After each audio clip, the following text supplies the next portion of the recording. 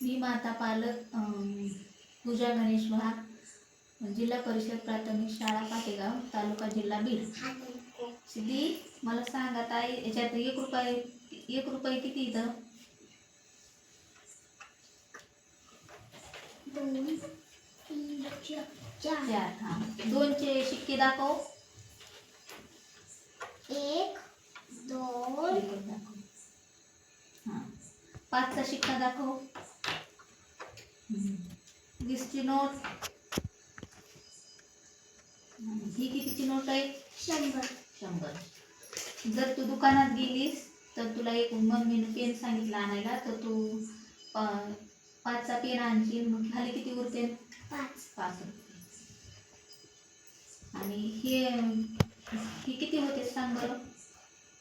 किती होते हे? एकचे किती घेतले?